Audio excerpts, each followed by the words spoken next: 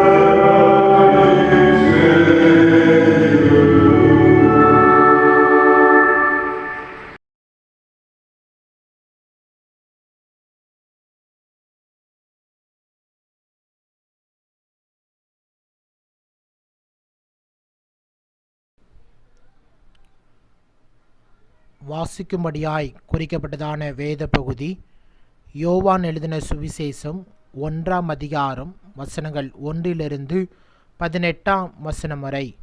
யோவான் 1ஆம் அதிகாரம் வசனம் 1 18 வசனம் வரை. ஆதியிலே வார்த்தை இருந்தது, அந்த வார்த்தை தேவனிடத்தில் இருந்தது, அந்த வார்த்தை தேவனாயிருந்தது. அவர் ஆதியிலே தேவனோடு இருந்தார்.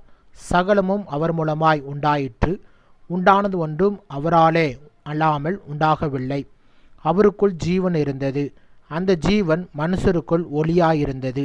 அந்த ஒளி இருளிலே பிரகாசிக்கிற இருளானது அதை பற்றி கொள்ளவில்லை. தேவனால் அனுப்பப்பட்ட ஒரு மனுஷன் இருந்தான். அவன் பேர் யோவான்.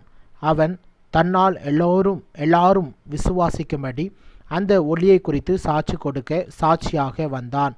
அவன் அந்த ஒளி அல்ல, அந்த ஒளியை குறித்து சாட்சி கொடுக்க வந்தவனாயிருந்தான். உலகத்திலே வந்த எந்த மனுஷனையும் பிரகாசிப்பிக்கிற ஒளி அந்த மெய்யான ஒளி. அவர் உலகத்தில் இருந்தார், உலகம் அவர் மூலமாய் உண்டாயிற்று, உலகமோ அவரை அறியவில்லை. அவர் தமக்கு சொந்தமானதிலே வந்தார், அவருக்கு சொந்தமானவர்களோ அவரை ஏற்றுக்கொள்ளவில்லை. அவருடைய நாமத்தின் மேலே விசுவாசம் உள்ளவர்களாய் அவரை ஏற்றுக்கொண்டவர்கள் எத்தனை பேர்களோ அத்தனை பேர்களும் தேவனுடைய பிள்ளைகளாகும்படி அவர்களுக்காக அதிகாரம் கொடுத்தார்.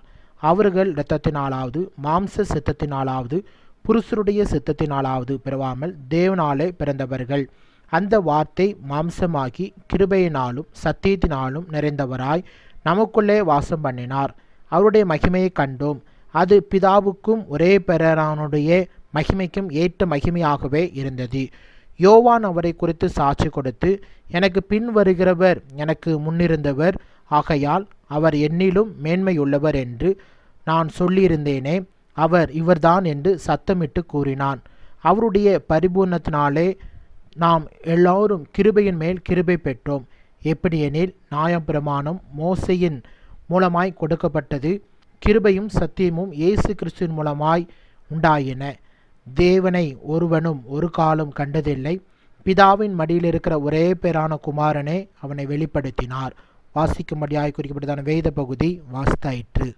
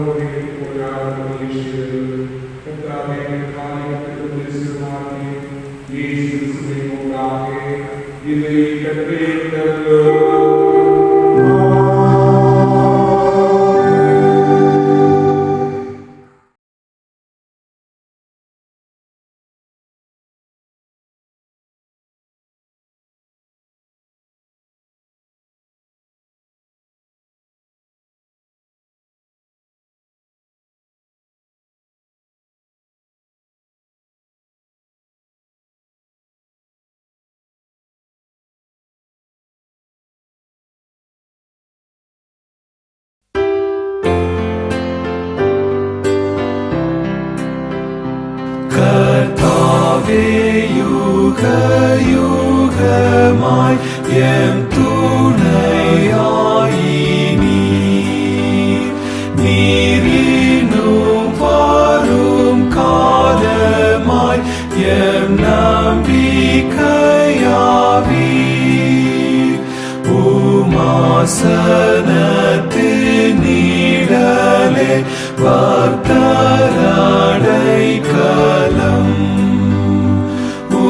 வன்மையுள்ள பூயமே நிச்சய கேடகம்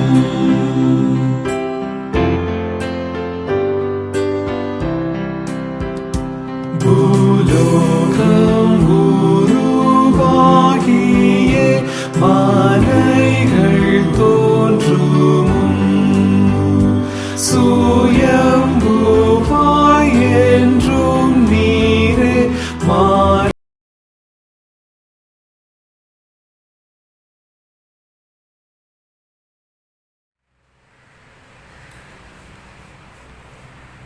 ஆண்டுடைய செய்தியை நாம் கேட்குமாக கலைகளை தாழ்த்தி ஜெயிப்போம். அன்பு நான்கு இந்த அருமையான ஓய்வு நாளின் கால வேலைக்காக நாங்கள் உமக்கு நன்றி செலுத்துகிறோம்.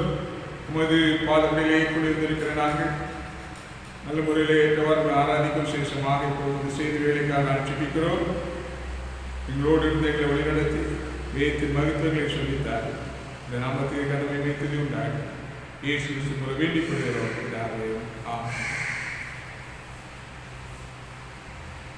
கிறிஸ்துவுக்குள் அருமையானவர்களே, இந்த ஞாயிறானது திருத்துவ திருநாள் என்று சொல்லி நம்முடைய திருச்சபை ஒழுங்கு செய்திருக்கிறது. 60 நாட்கள் முதல் இதுவரை ரட்சிப்பின் சம்பந்தமான பற்பல காரியங்களை நாம் தியானித்து வந்தோம். 60 நாட்களில் நம்ம ஆண்டவராகிய இயேசு கிறிஸ்துவின் முதலாவது வருகை, 2வது வருகை பற்றியும், பின்னர் அவருடைய பிறப்பு, ஆடு, மரணம், வீழ்த்தெழுதல், வரமேறுதல் இவைகளை பற்றியும் நான் தியானித்தேன். கடந்த ஞாயிறு பரிசுத்த ஆவியானவரின் பண்டிகையை கொண்டாடினோம். இன்றைய தினம் எல்லாத்தையும் சேர்த்து ஒன்றாக சேர்த்து பிதா, குமார், பரிசுத்தாவியாகிய ஆவியானவராகிய திரிய தேவனை பற்றி நாம் தியானிக்கும்படியாக திருச்சபையை ஒழுங்கு செய்திருக்கிறது. பிதா, குமார், பரிசுத்தாவியாகிய திரிய தேவனும் நம்முடைய ரட்சிப்பிலே சம்பந்தப்பட்டிருக்கிறார்கள் என்பதை பார்க்கிறோம். ஏனென்றால் பிதாவாகிய தேவன் குமாரனை உலக ரட்சகராக இந்த உலகத்திற்கு அனுப்பினார். குமாரனாகிய தேவன் இந்த உலகத்தில் வந்து மனுஷத்தன்மையை தரித்துக் கொண்டு பாடுபட்டு மரித்து உயிர்த்தெழுந்து நமக்கு ரட்சிப்பை உண்டு பண்ணினார் என்று பார்க்கிறோம். பரிசுத்த ஆவியானவராகிய தேவன் நம் இருதயத்தில் வந்து வாசம் பண்ணி கிறிஸ்துநாதனுடைய ரட்சிப்பு நன்மையில் பலிதமாகும்படி கிரியை செய்து கொண்டிருக்கிறார் என்பதை பார்க்கிறோம். அருமையானவர்களே, திருத்துவத்தை குறித்து நாம் தியானிக்கும் போது அது ஒரு சித்தாந்தம், அது தியாலஜி என்று சொல்லி நாம் பார்க்கிறோம். திருத்துவ தேவனை பற்றிதான பொதுதான சத்தியம் என்னவென்றால், ஒரே தேவன் உண்டு, அவர் பிதா, குமாரன், பரிசுத்த ஆவியானவர் என்று மூவராக இருக்கிறார். மூவரும் சம நித்தியராக சரி சமமானவராய் இருக்கிறார். ஆனாலும் தேவன் ஒருவரே என்பதை பார்க்கிறோம். இவ்வாறாக மூவர் ஒருவராய் ஒருவர் மூவராக இருக்கிறார் என்பது திருத்துவ உபதேசமாக இருக்கிறது.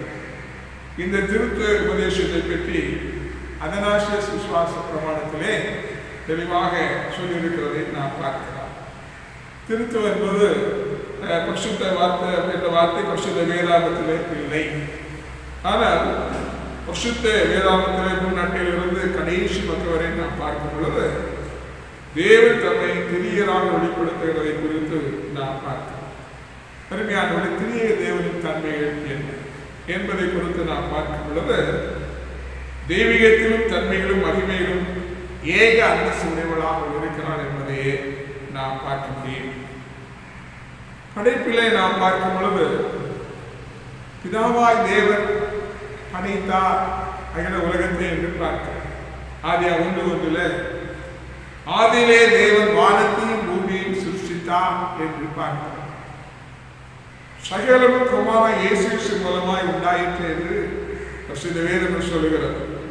யோவான் சுவிசேஷம் 1ஆம் அதிகாரம் முதல் 3 வசனங்களை நாம் தியானிக்கும் போது ஆதியிலே வார்த்தை இருந்தது, அந்த வார்த்தை தேவனிடத்தில் இருந்தது, அந்த வார்த்தை தேவனாய் இருந்தது. அவர் ஆதியிலே தேவனோடு இருந்தார், சகலமும் அவர் மூலமாய் உண்டாயிற்று, உண்டானதென்றும் அவராலே எல்லாம் உண்டாகவில்லை என்று சொல்லி நாம் பார்க்கிறோம். படைப்பிலே பரிசுத்த ஆவியானவர் அசைவாடி கொண்டிருந்தார் என்று ஆதியாகமம் 1ஆம் அதிகாரம் 2ஆம் வசனத்திலே பார்க்கிறோம். தேவ ஆவியானவர் ஜலத்தின் மேல் அசைவாடி கொண்டிருந்தார். ஆகவே படைப்பிலே மூவரும் செயலாற்றினார்கள் என்று பார்க்கிறோம். இன்னுமாக பரிசுத்த அவதாரத்திலே இயேசு கிறிஸ்து இந்த உலகத்திலே பிறந்தபோது பிரிய தேவர் செயலாற்றுகிறதை பார்க்க முடியும். பிதாவாகிய தேவன் குமாரனை இந்த உலகத்துக்கு அனுப்பினார்.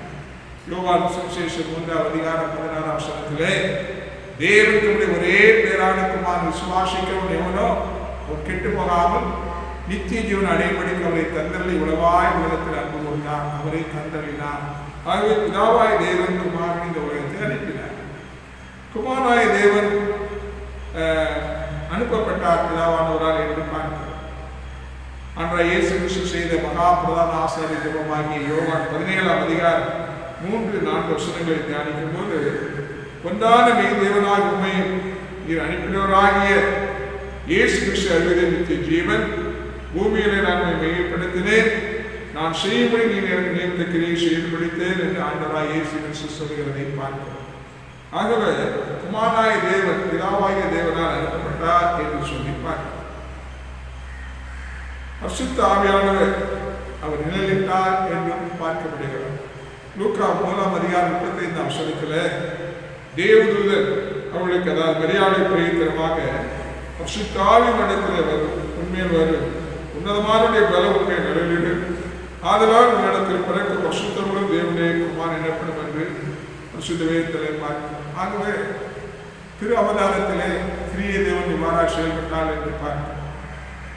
மீட்பின் திட்டத்திலே, மனுமக்களுடைய மீட்பின் திட்டத்திலே ஏக செயலாற்றுடையவர்களாக இருந்தால் என்று பார்க்கிறோம். பிதாவாகிய தேவன் குமாரனாகிய தேவனுடைய பலியை ஏற்றுக்கொண்டார். எபிரேயர் 9ஆம் அதிகாரம் 14ஆம் வசனத்திலே நித்திய ஆவியினாலே நம்மைத்தாமே பழுதற்ற பலியான தேவனுக்கு கொடுத்த கிறிஸ்துவனுடைய ரத்தம் கீழுள்ள தேவனுக்கு ஊழியர் செய்வதற்கு உங்கள் மனசாட்சியை செத்த கிரைகளை சுத்திகரிப்பதை ஒரு நிச்சயம் என்று பார்க்கிறோம். நித்திய ஆவியினாலே தம்மைத்தாமே பழுதற்ற பலியாக தேவனுக்கு ஒப்பு கொடுத்த பிதாவாய தேவன் பலியாக தம்மை ஒப்புக்கொடுத்த குமாரனாகிய இயேசு கிறிஸ்துவை ஏற்றுக்கொண்டார் என்று சொல்லி குமாரனாகிய தேவன் தம்மை பலியாக ஒப்புக் கொடுத்தார் என்று பார்க்கிறோம். யோவான் மத்தேயு சுவிசேஷம், மார்க்கு சுவிசேஷம் 10ஆம் அதிகாரம் 45ஆம் வசனத்திலே மனுஷகுமாரன் ஊழியம் கொடுபடி வரா, ஊழியம் செய்யும், அநேகரை மீட்கும் பொருளாக தம்முடைய ஜீவனை கொடுக்க வந்தார் என்று ஆண்டவர் இயேசு கிறிஸ்துவை கூறியிருக்கிறார். குமாரன் தம்மை பலியாக ஒப்புக் கொடுத்தார் என்பதை பார்க்கிறோம். பரிசுத்த ஆவியானவர் அந்த மீட்பின் திட்டத்திலே வழிநடத்தினார். நித்திய ஆவியினாலே என்று சொல்லி எபிரேயர் 9ஆம் அதிகாரம் 14ஆம் வசனத்திலே பார்க்கிறோம். நாம் ஜெபிக்கும் போது திரிய தேவனுடைய செயலாற்றுவதை பார்க்க முடிகிறது. பிதாவாய் தேவன் ஜெபத்தை கேட்கிறார். யோவான் சுவிசேஷம் 16ஆம் அதிகாரம் 23ஆம் வசனத்தில் நீங்கள் நாமத்தினாலே பிதாவிடத்தில் கேட்டுக்கொள்வது எதுவோ அதை அவர் உங்களுக்கு தந்தருவார் என்று நம்ம ஆண்டவரே சுவிசேஷத்தை பார்க்கிறோம். நீங்கள் என் நாமத்தினாலே பிதாவிடத்தில் கேட்டுக்கொள்வது எதுவோ, பிதாவானவர் ஜெபத்தை கேட்கிறார்.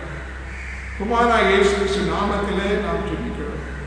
இதைத்தான் நாம் பார்க்கிறோம். நீங்கள் நாமத்தினாலே பிதாவிடத்தில் கேட்டுக்கொள்வது எதுவோ அதே அவர் உங்களுக்கு தருவார் என்று சொல்லி அங்கே சொல்லப்பட்டிருக்கிறதை பார்க்கிறோம். யோவான் 16:23 என் நாமத்தினாலே, இயேசு நாமத்தினாலே நாம் ஜெபிக்கிறோம். பரிசுத்த ஆவியானவர் ஒரு ஜெபத்திலே வழி நடத்துகிறார். ரோமர் 8:26 நாம் பார்க்கும்போது அந்தபடியே ஆவியானவரும் நமது பலவீனங்களை நமக்கு உதவி செய்கிறார். நாம் ஏற்றபடி வேண்டிக் கொள்ள வேண்டுதென்று என்பதற்கு அறியாமல் இருக்கிறபடியால் ஆவியானவர் நாமே வாக்கு கடங்கா பெருமூச்சிகளோடு நமக்காக வேண்டுதல் செய்கிறார் என்று ரோமர் 8:26 பார்க்கிறோம். அதனால ஜெபிக்கும் போது திரிய தேவன் செயலாக்குகிறார் என்பதை பார்க்கிறோம். இன்னுமாக திரிய தேவன் மூவரும் ஏகமான நிலையை உடையவர்களாக இருக்கிறார்கள். பிதாவாகிய தேவன் நித்திய. சங்கீதம் 90 சங்கீதத்தில் 2 பர்வதங்கள் தோன்று முன்னும் நீர் பூமியை உலகத்தை உருவாக்கும் முன்னும் நீரே அநாதியா என்னென்றைக்கும் தேவனாயிருக்கிறீர் என்று அவருடைய நித்திய நிலைமையை குறித்து சொல்லியிருக்கிறார். குமாரனாகிய தேவனும் நித்தியராயிருக்கிறார். வெளிப்படுத்த 1 இருக்கிறவரும் இருந்தவரும் வருகிறவருமாய் சர்வவல்லமையுள்ள கர்த்தர் நான் அல்பாவும் ஒமேகாவும் ஆதி மந்திரமாக இருக்க எடுத்துள்ள என்று வெளிப்படுத்த விசேஷம் 17-18 பயப்படாதே, நான் முந்தினவரும் பிந்தினவரும் உயிருள்ளவருமாய் இருக்கிறேன், மரித்தேன் ஆனாலும் இதோ சதா காலத்தில் உயிரோடு இருக்கிறேன் என்று சொல்கிறார். அன்பியானவர்களே, மூவரும் ஏக நிலைமையை, அதாவது நித்தியமான நிலைமை உடையவர்களாக இருக்கிறார் என்று சொல்லி பார்க்கிறோம். இன்னுமாக பிதா குமார் பரிசுத்த ஆவியானவர் மூவரும் எங்கும் வியாபித்திருக்கிறார்கள் என்று பார்க்கிறார். பிதாவாய் தேவன் எங்கும் வியாபித்திருக்கிறார் என்று எரேமியா 23:24 பார்க்கிறோம். எரேமியா 23:24 யாவனாயிலும் தன்னை நான் காணாதபடிக்கு மறைவிடமே ஒழித்துக் கொள்ளக்கூடுமோ என்று கர்த்தர் சொல்கிறார். நான் வானத்தையும் பூமியும் நிரப்பர் அல்லவோ என்று கர்த்தர் சொல்கிறார் என்று நாம் பார்க்கிறோம்.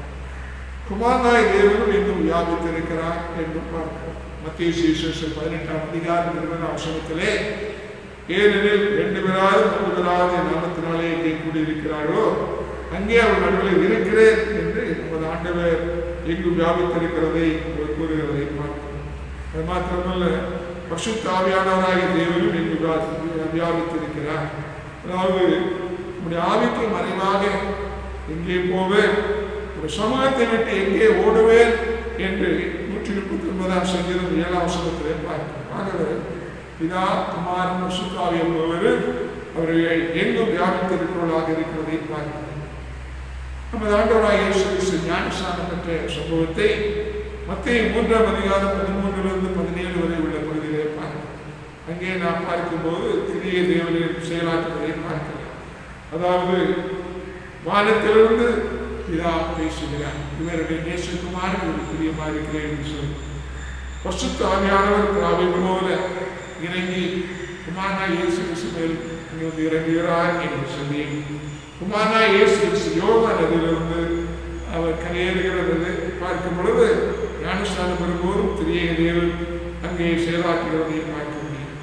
பெருமையானவர்களே, திரிய தேவனை குறித்து நான் பார்க்கும் பொழுது அது நம்ம புத்தி கெட்டாத சில உபதேசங்களாக இருக்கிறது.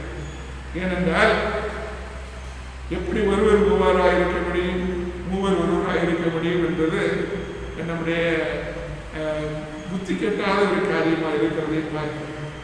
சிலர் அதற்கு விளக்கம் கொடுக்கும்போது சூரியனில் வெளிச்சம் உஷ்ண பிரகாசம் என்ற 3 தன்மைகள் இருக்கிறது, அதே போலத்தான் தேவன் இருக்கிறார் என்று சொல்லி மனிதனை குறித்து பார்க்கும்போது உடல் ஆவி ஆத்மா ஒன்று சேர்ந்துதான் மனிதனாக காணப்படுகிறார் என்று சொல்லி இன்னுமாக பனிக்கட்டி தண்ணீர் நீரால் 3 ஒரே மூலப்பொருளாக, அதாவது H2O என்று சொல்லப்படுகின்ற மூலப்பொருளை கொண்டதுதான். ஆனால் தக்க நிலைமைக்கு ஏற்ப திடப்பொருளாகவும் திரவமாகவும் வாய்ப்பொருளாக காணப்படுகிறது. இவ்வாறாகவே தேவன் அவர் மூவராக செயலாற்றுவதை குறித்து சில விளக்கம் கொடுக்கிறார். நியூட்டன் என்று சொல்லப்படுகின்ற அருமையான ஒரு தேவனுடைய மனிதர் திருத்துவ தேவனை குறித்து விளக்கம் ஏராளமான காரியங்களை அவர் எழுதி வைத்துக் கொண்டிருந்தார். அவரை பற்றிதான் ஒரு சரித்திரத்தின் கௌரவமாக கூறுகிறார். ஒரு நாள் மாலை வேளையிலே அவர் கடற்கரையிலே உலாவ சென்றார். அவ்வாறாக உலாக செல்லும்போது ஒரு சிறு பையனை பார்த்தார். அந்த சிறு பையன் என்ன செய்து கொண்டிருந்தான் என்றால், அவன் ஒரு நண்டு குழிக்குள்ளே அவன் கடல் தண்ணீரை தன்னை கையால் அள்ளி அதுக்குள்ளே ஊற்றிக் கொண்டிருந்தான். அப்போ அந்த சிறு பையனை பார்த்து, என்னப்பா செய்கிறாய் என்று சொல்லி இந்த நியூட்டன் என்று சொல்லப்படுகின்ற வேத சாஸ்திரி கேட்டபோது, நண்டு குழிக்குள்ளே இருந்த நண்டானது கடலிலே அது கடலிலே போய் அமர்ந்து கொண்டது. ஆகவே அந்த நண்டை பிடிப்பதற்காக கடல் தண்ணி முழுவதும் இந்த நண்டு குழிக்குள்ளே நான் ஊற்றப் போகிறேன் என்று சொல்லி அந்த சிறு பையன் கூறினார். உடனே நியூட்டன் இந்த பையனை பார்த்து, நீ புத்தீனமான ஒரு பையன், இவ்வளவு கடல் நீரை நீ நண்டு குழிக்குள்ளே ஊற்ற முடியுமா என்று கேட்டபோது அந்த சிறு பையன், அவன் சிறு பையன் அல்ல, தேவதூதன், அவன் திரும்பி நியூட்டனிடத்தில் கேட்டார், யார் புத்தீனன்? அதாவது திருத்துவத்தை குறித்து திருத்துவ தேவன் எவ்வளவு மகத்துவம் உள்ளவர், அவரை விவரமாக நீ எழுதி எல்லாவற்றையும் முடித்து விடலாம் என்று சொல்லுகிறேன், நீ புத்தீனரா அல்லது நான் புத்தீனரா என்று சொல்லி கேட்டபோது அப்பொழுதுதான் உணர்ந்தார் இந்த நியூட்டன் தேவன் மகா பெரியவர், அவருடைய மகத்துவங்களை நாம் ஆராய்ந்து முடியாது. ஆகவே திருத்துவத்தை குறித்த விளக்கங்களை நாம் இப்பொழுது சரியானபடி புரிந்து கொள்ள முடியாது. பரலோகத்திலே நாம் சொல்லும் பொழுதுதான் அந்த முழுமையான உபதேசத்தை அறிந்து கொள்ள முடியும் என்பதை உணர்ந்தார். அருமையான சூரியனை குறித்து நாம் பார்க்கும் பொழுது காலையிலே பார்க்கிறோம். ஆனால் கொஞ்ச நேரம் ஆக ஏற ஏற நம்முடைய சாதாரண கண்களால் சூரியனை பார்க்க முடியவில்லை.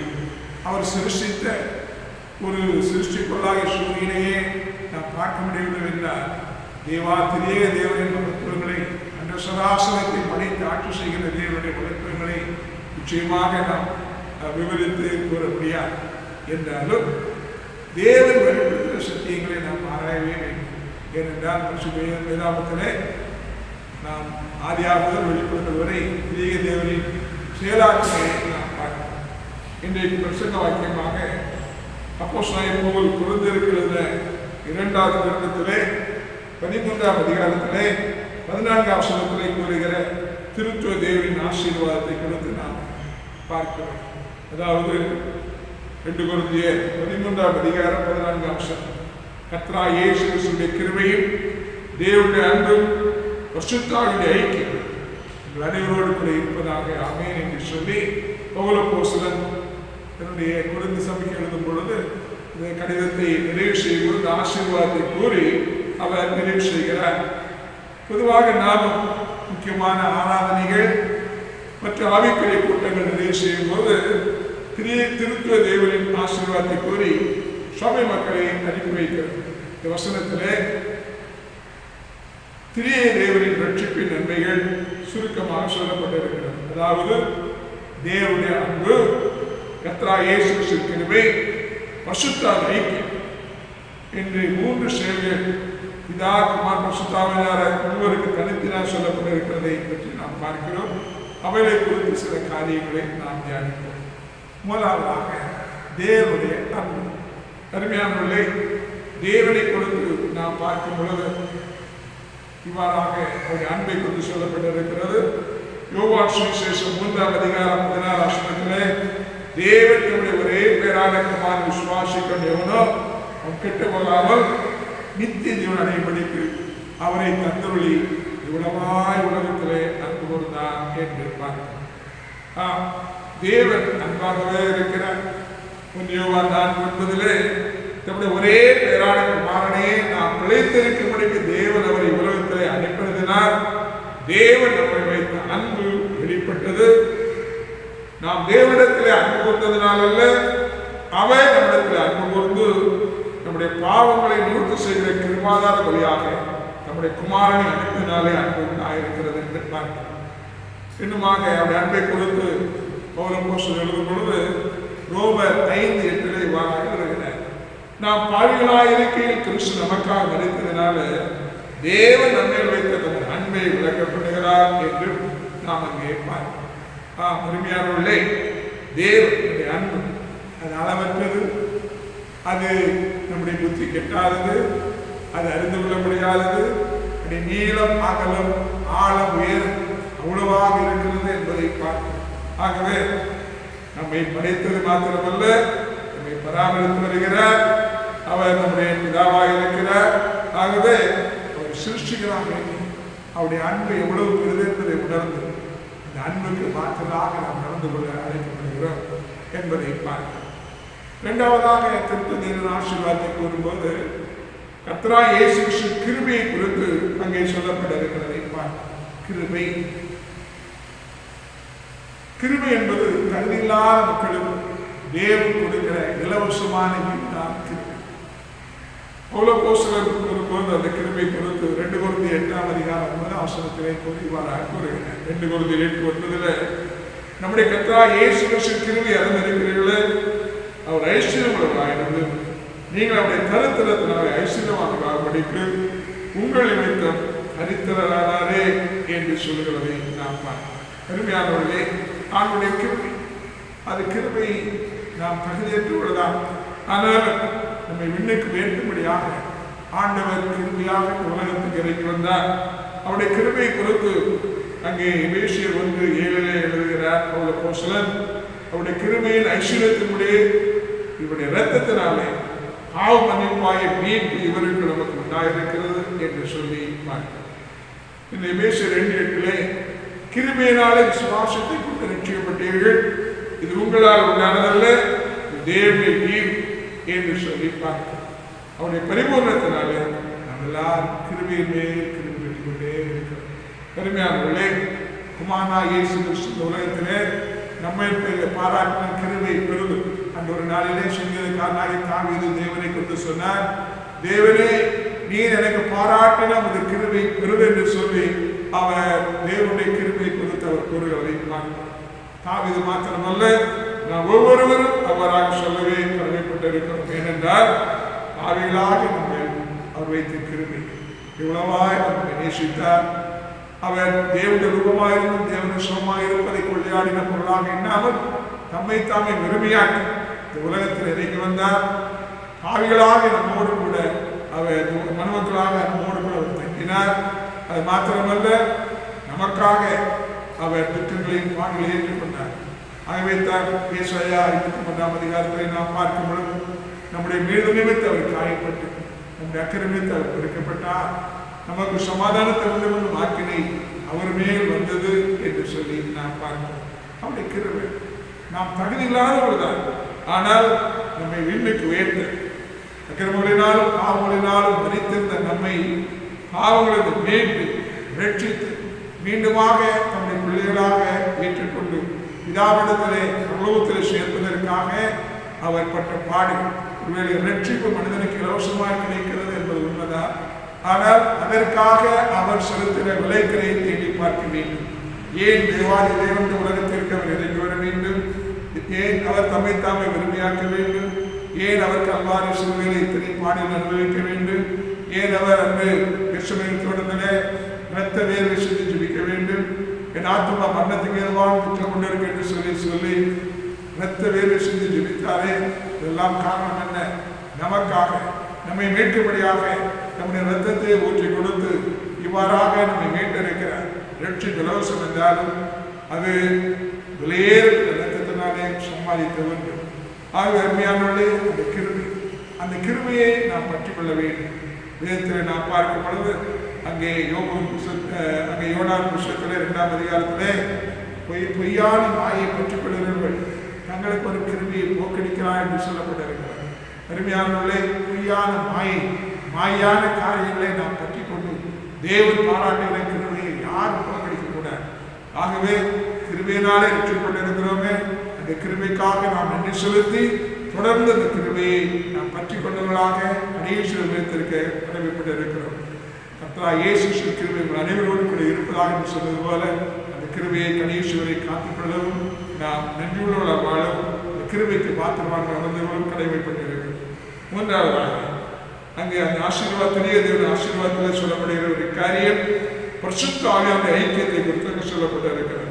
அருமையானவர்களே, நீள்வீட்டறையிலே அருமையான ஆண்டவர் சிசுகளோடு பேசிக் கொண்டிருக்கும் போது ஒரு காரியத்தை சொன்னார்.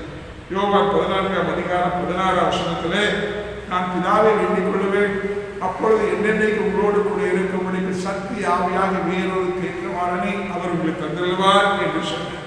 அதைத்தான் நாம் கடந்த வாரத்திலே பரிசுத்த ஆவியானவரின் பண்டிகையாக நாம் ஆஸ்வதிக்கிறோம். அருமையானவர்களே, பரிசுத்த ஆவியானவர் ஆதி காலத்திலே அவர் மணமக்கள் மேலே சேஷித்த கிருபையை பெற்ற மக்கள் மேலே ஒரு உன்னதமான நோக்கத்தோடு அவர் இறங்கி வந்தார். ஆனால் அந்த வேலை முடிந்தவுடன் அவர் சென்று விட்டார். ஆனால் என் பெந்தெகோஸ்தே பண்டிகை நாளிலிருந்து அவர் திருச்சபையிலே மக்கள் மத்தியிலே அவர் நிலையாக தங்க ஆரம்பித்து விட்டார் என்பதை பார்க்கிறோம். மணமக்களுடைய உள்ளத்திலே தங்க ஆரம்பித்து விட்டார். ஆகவேதான் அப்போஸ்தலனாகிய பரிசுத்த பவுல் எழுதும் பொழுது 1 கொரிந்தியர் 3ஆம் அதிகாரம் 16ஆம் வசனத்திலே, நீங்கள் தேவனுடைய ஆலயமாக இருக்கிறீர்கள் என்றும் தேவ ஆவியானவர் உங்கள் வாசமாக இருக்கிறார் என்றும் அறியாதிருக்கிறீர்களா என்று கூறுகிறதை பார்க்கிறோம். அருமையானவர்களே, பரிசுத்த ஆவியானவர் நம்முடைய உள்ளத்திலே தங்கும்படியாக வந்துவிட்டார். நாமும் அவரோடு உள்ள ஐக்கியத்திலே நாம் நிலைத்திருக்கும்படியாக நாம் என்ன செய்வேன். ஏனென்றால் பரிசுத்த ஆவியானவர் நம்மை பரிசுத்தம் செய்கிறார், அவர் நம்மை வழிநடத்துகிறார்.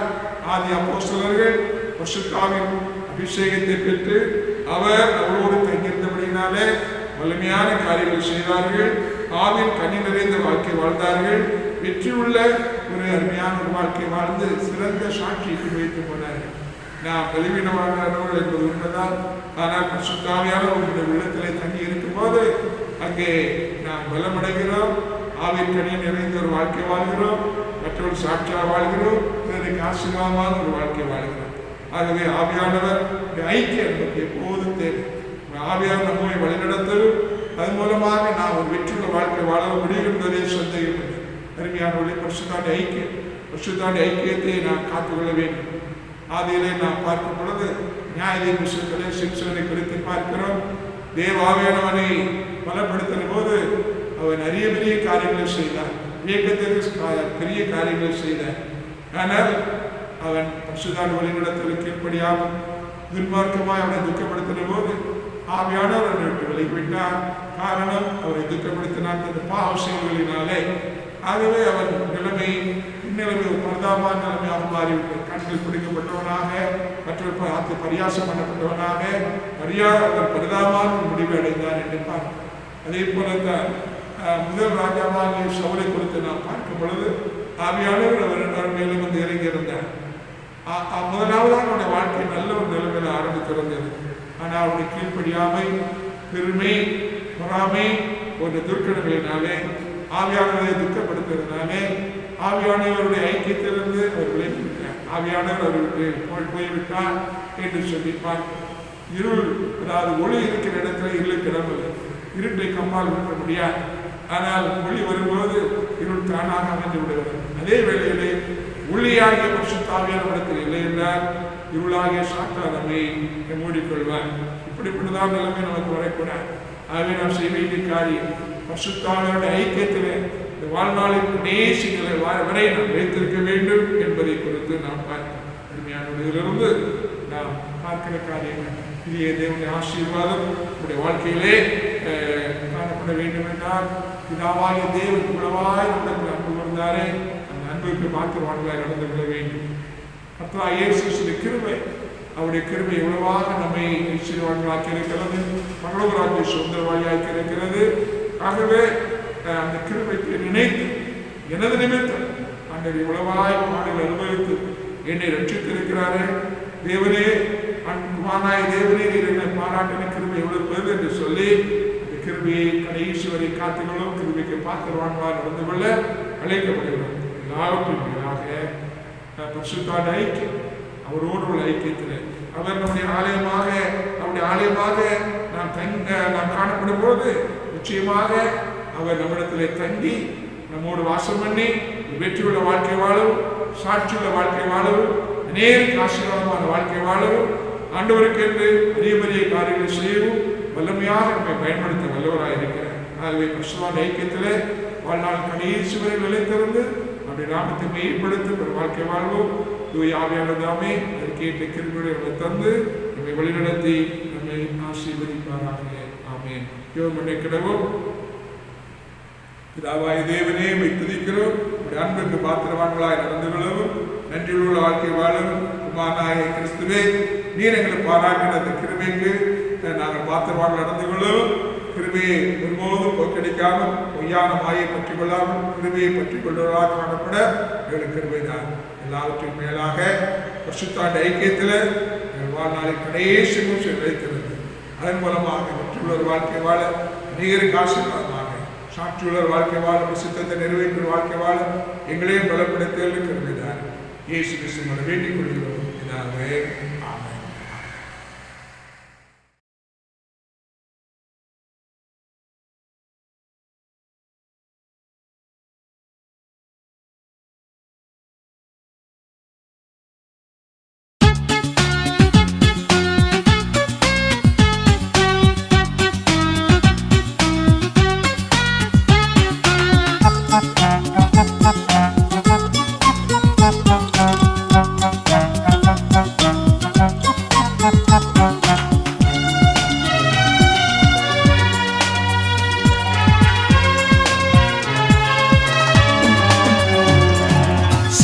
ಸೀತಿರಿಯೇಗವಸ್ತೆ ನಮೋ ನಮೋ ನಿಂತಿರುವಡಿக்கு நமஸ்தே நமோ நமோ நின்திருவடிக்கு நமஸ்தே நமோ நமோ பார்ப்படைத்தாடும் நாதா பரமசற்பீர சாதா பார்ப்படைத்தாடும் நாதா பரமசற்பீர சாதா நாருரும் தூய வேதா நமோ நமோ நமோ சீர்திரியேகவஸ்தே நமோ நமோ நின்திருவடிக்கு நமஸ்தே நமோ நமோ நின்திருவடிக்கு நமஸ்தே நமோ நமோ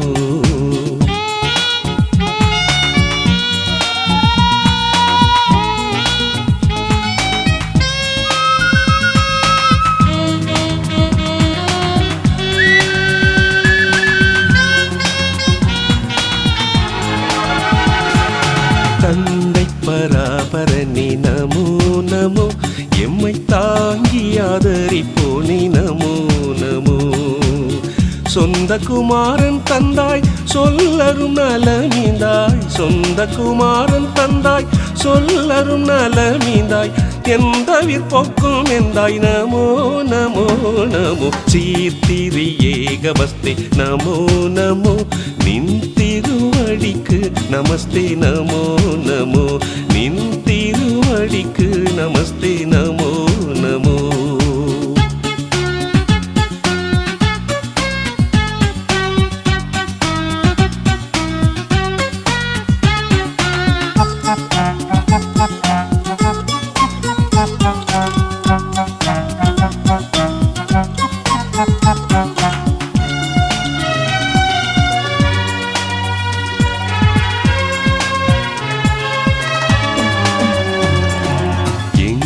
பாவத்தினாசா நமோ நமோ புது எருசலேம் நகர் ராசா நமோ நமோ எங்கும் நின்னார சேர எவரும் நின் புகழ் கூற எங்கும் நின்னார சேர எவரும் நின் புகழ் கூற துங்கமந்தையில் சேர நமோ நமோ நமோ சீர்திரியேகவஸ்தே நமோ நமோ நின்திருவடிக்கு நமஸ்தே நமோ நமோ நின்திருவடிக்கு நமஸ்தே நமோ நமோ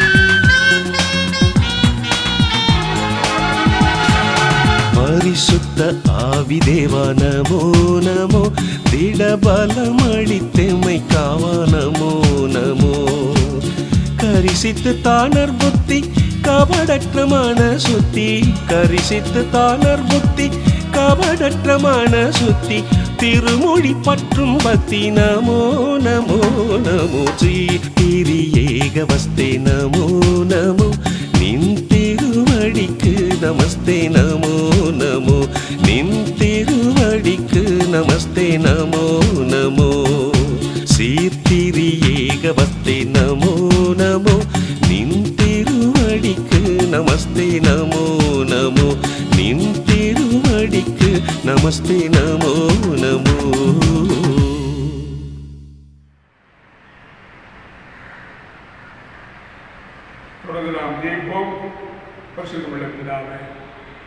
இந்த அருமையான வேளையிலே இதை பார்த்து வருகிறோம். விசேஷமாக இந்த அருமையான ஆராதனையிலே காணொலி மூலமாக நேரடியாகவே பிள்ளைகள் வந்திருக்கிறோரு நீங்கள் ஆசீர்வதி. ஆண்டவரே, பிள்ளைகளை நீங்கள் ஆசீர்வதித்து பிள்ளைகளை தேர்தலும் அவருடைய தேவைகள் என்ன என்பதை அறிந்திருக்கிறேன்.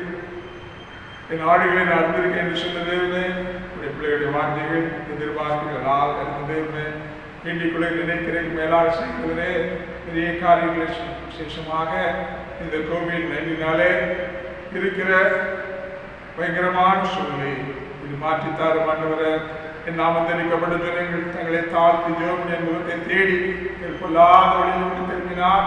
பரலோகத்தில் நான் கேட்டு ஒரு பாவத்தை மன்னித்து தேசத்துக்கு சேமித்து கொடுப்பேன் என்று சொல்கிறேன். ஆண்டவரே, எங்கள் பாவங்களை மன்னிப்பா, எங்களை தாழ்த்தி இந்த சமூகத்திலே நாங்கள் அர்ப்பணிக்கிறோம். எங்களுக்குரிய குற்றங்களை மன்னித்தல், எங்கள் தேசத்துக்கு சேமத்தை தார், எங்கள் உலகத்துக்கே ஒரு சேமத்தை தார். அவருடைய தனிப்பட்ட அருமையாளர்களுடைய தனிப்பட்ட வாழ்க்கை தேவைகள் எதிர்பார்ப்புகளை சொல்லி ஆண்டவரே வார்த்தைகளை நிறைவேற்றுகிறது. எல்லாரையும் சுகத்தோடு பலத்தோடு காத்துக்கொள்ளும். அருமையான மாணவர்கள் மீண்டுமாக பள்ளிக்கு சென்று தன்னுடைய பாடங்களை படிக்கவும், கல்லூரிகளை படிக்கிற பிள்ளைகள் நலன்களை படிக்கவும், தேர்வுகளுக்கு என்று ஆயத்தப்படுகிற பிள்ளைகள், 12ஆம் பிள்ளைகள் மற்றுமாக கல்லூரிகளை படிக்கிற பெண்கள் நல்ல முறைகளை தேர்வு எழுதத்தக்கதான நல்ல சூழ்நிலைகளை வாசல்களை திறந்து தர வேண்டும் என்று நான் சொல்லிக்கிறோம். அதே போல தங்களுடைய தொழில்களை நடத்த முடியாமல் முடக்கப்பட்டிருக்கிற சூழ்நிலையை நீ பார்க்கிறேன். அப்படிப்பட்டதான சூழ்நிலையிலிருந்து ஆண்டவரே ஒரு திறந்த வாசலை தந்து அவர்களுடன் இழந்த குடும்பங்கள் உண்டு. ஆண்டவர் எல்லாரையும் ஆதரப்படுத்தி தேர்தல்படுத்தி மீண்டுமாக இப்படிப்பட்டதான சூழ்நிலையில் ஒரு குடும்பத்தில் வராமல் ஆண்டவரே நீ காத்துக்கொள்ள வேண்டும். எல்லா காரியங்களையும் எங்களுக்கு நிச்சயமாக தந்து விசேஷமாக நாங்கள் நேரடியாக எல்லாரும் சமூகத்தில் வந்து தொழுது சேவிக்க அந்த கிருபை சீக்கிரமாக ஆலயம் திறக்கப்படவும் மக்கள் வாஞ்சியோடு வந்து ஒரு சமூகத்திலே துரிதத்தில் ஏறெடுத்து நாமத்தை மேம்படுத்த பார்க்கிறார். இயேசு கிறிஸ்து மூலம் வேண்டிக் கொள்கிறோம். ஆமென்.